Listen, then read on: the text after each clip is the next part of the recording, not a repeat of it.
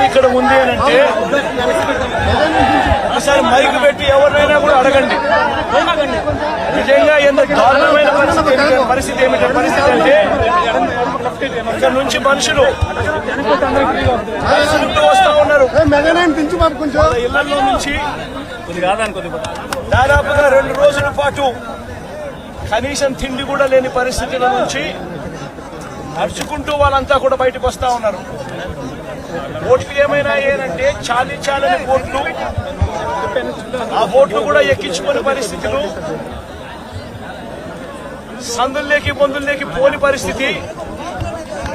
ఓట్లలో వచ్చే వాళ్ళ సంఖ్య ఎంతమంది ఉన్నారు, నడుచుకుంటూ వచ్చే వాళ్ళ సంఖ్య ఎంతమంది ఉన్నారు ఒక్కసారి గమనించండి.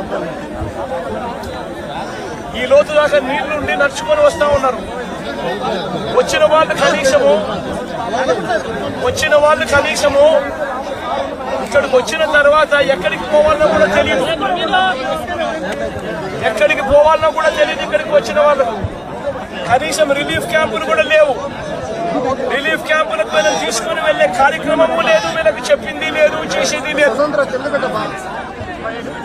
రిలీఫ్ క్యాంపులు కూడా లేకుండా ఇక్కడికి వచ్చిన వాళ్ళు ఎక్కడికి పోవాలో తెలియక వాళ్ళ బంధువుల ఇళ్లకు పోతా ఉన్నారు. కనీసం వాళ్ళకు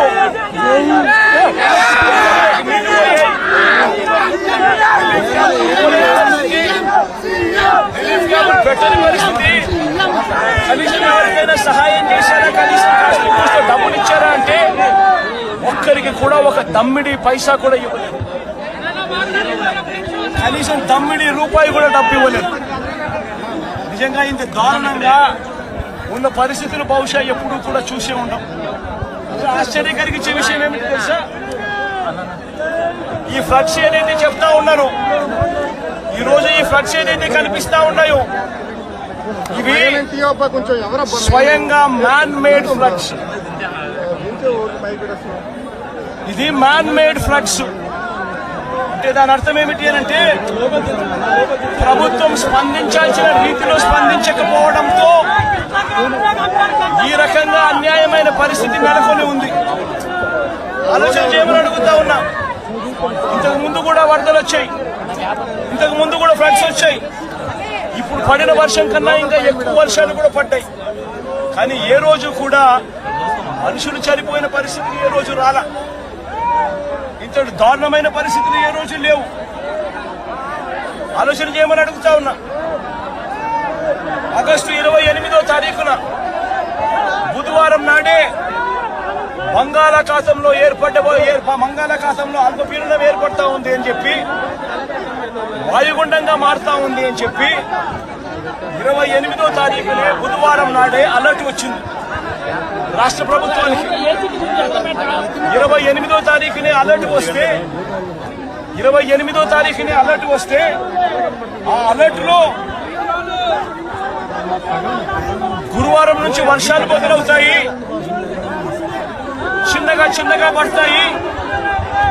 శుక్రవారం సాయంత్రానికల్లా అది ఎక్స్ట్రీమ్ రెయిన్ ఫాల్ కింద మారుతుంది. శనివారం అంతా కూడా ఉంటుంది ఆ రెయిన్ ఫాల్ అని చెప్పడం జరిగింది. అంటే 20 సెంటీమీటర్ల పైచిలకు వర్షం పడుతుంది అని అంటే దాని అర్థం అది ఎక్స్ట్రీమ్ రెయిన్ ఫాల్ అని. మరి ఆ ఎక్స్ట్రీమ్ రెయిన్ ఫాల్ ఎక్కడ వస్తా ఉంది, ఏ మండలాలలో వస్తుంది అనే ఇన్ఫర్మేషన్ కూడా ఐఎండీ ద్వారా మనకు ఇన్ఫర్మేషన్ కూడా మనకుంది. ఆ ఇన్ఫర్మేషన్ మనకున్నా కూడా 28వ తారీఖునే బుధవారం నాడే మనకి అలర్ట్ వచ్చిన తర్వాత కూడా మనం ఏం చేశాము అన్నది ఒక ముఖ్యమంత్రిగా రాష్ట్ర ప్రభుత్వంగా ఆలోచన చేయాలి. 28వ తారీఖున అలర్ట్ వచ్చిన వెంటనే ఆ అలర్ట్ లో ఎక్స్ట్రీమ్ రెయిన్ ఫాల్ పడుతుంది. ఆ ఎక్స్ట్రీమ్ రెయిన్ ఫాల్ మన దగ్గర మాత్రమే కాదు, ఆ ఎక్స్ట్రీమ్ రెయిన్ ఫాల్ మన దగ్గరనే మాత్రమే కాదు, కృష్ణా, గుంటూరు, వెస్ట్ గోదావరి జిల్లాలు మాత్రమే కాదు, తెలంగాణలోని ఖమ్మం, నల్గొండ జిల్లాలలో కూడా పడుతుంది అని కూడా చెప్పడం జరిగింది. క్యాష్మెంట్ ఏరియా మొత్తం కృష్ణానది క్యాష్మెంట్ ఏరియా భీకరంగా తయారవుతుంది అని కూడా ఆ రిపోర్ట్ లో చెప్పడం జరిగింది. 28వ తారీఖున వాళ్ళు అలర్ట్ చేసిన రిపోర్ట్లు. మరి ఒక వైపున ఏం చేయాలి ప్రభుత్వం అన్నాక? ఆల్రెడీ డ్యాములు చూస్తే శ్రీశైలము, నాగార్జున సాగర్, పులిచింతల డ్యాములు ఆల్రెడీ ఇప్పటికే ఫుల్ గా నిండున్నాయి. ప్రభుత్వం అనేది చేయాల్సిందేముంది? వెంటనే ప్రభుత్వం ఇరిగేషన్ డిపార్ట్మెంట్ తోనూ, రెవెన్యూ డిపార్ట్మెంట్ తోనూ, హోమ్ డిపార్ట్మెంట్ తోనూ రివ్యూ కార్యక్రమం చేసి ఈ రకంగా తుఫాన్ రాబోతా ఉంది. డ్యాములు అయితే పూర్తిగా నిండున్నాయి ఇప్పటికే. ఆ నిండు ఉన్న డ్యాముల పరిస్థితుల నేపథ్యంలో, తుఫాను వస్తా ఉన్న నేపథ్యంలో ఏ రకంగా దీన్ని డీల్ చేయాలి అని చెప్పి ఒక ప్రణాళికాబద్ధంగా ఒక కార్యక్రమం చేయాలి.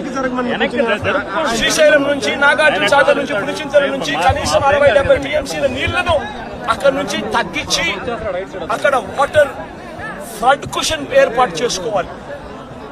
అక్కడ వాటర్ ఫ్లడ్ కుషన్ ఏర్పాటు చేయకపోవడం వల్ల కృష్ణానదిలో వరదలు రావడం, ఒకవైపున తుంగభద్ర నుంచి కురిసిన వర్షాల నేపథ్యంలో దాదాపుగా 170 క్యూసెక్ల నీళ్లు తుంగభద్ర నుంచి నీళ్లు రావడం, ఇది కూడా మనకి ఇన్ఫర్మేషన్ ఉంది. సిడబ్ల్యూసీ వాళ్ళు కూడా రిపోర్ట్ చెప్తా ఉన్నారు. ఈ నెల 30వ తారీఖు నుంచి శ్రీశైలంలోని కృష్ణానది ఇంకా భీకరంగా, కర్ణాటక నుంచి, మహారాష్ట్ర నుంచి కూడా వర్షాల వల్ల భీకరంగా నీళ్లు వస్తాయని చెప్పి శ్రీశైలంలో నీళ్లను తగ్గించి ఉండింటే, తుంగభద్ర నీళ్లు శ్రీశైలంలోను, నాగార్జున సాగర్ లోను అపికర ఉండగలిగిందంటే ఆ వాటర్ ఫ్లడ్ కుషన్ ఏర్పరచుకోవడం వల్ల దాదాపుగా సబ్స్టాన్షియల్ గా నీటిని అక్కడే మనం కట్టడి చేసి ఉండొచ్చు. అది కాక కృష్ణానదికి సంబంధించి తెలంగాణ నుంచి వస్తా ఉన్న నీళ్లు, మూసీ నది నుంచి వస్తా ఉన్న నీళ్లు, ఇవన్నీ కూడా పులిచింతల్లో కూడా ఆల్రెడీ నిండి ఉన్న కెపాసిటీ. అక్కడ కూడా నీళ్లు తగ్గించి ఉండింటే అక్కడ కూడా నీళ్లు ఆపి ఉండే పరిస్థితి. కానీ అవన్నీ ఏమీ చేయకుండా, ఎక్కడా కూడా నీళ్లు తగ్గించకుండా 30వ తారీఖు నుంచి నీళ్లు తగ్గించుకుంటూ వచ్చిందంటే ఒక 8 లక్షలు 9 లక్షలు క్యూసెక్కులు అలా పారుతా పోయిండు 30వ తారీఖు నుంచి. అప్పుడు ఈ మాదిరిగా భీకరంగా 11,35,000 క్యూసెక్కులు వచ్చే పరిస్థితి ఉండేది కాదు.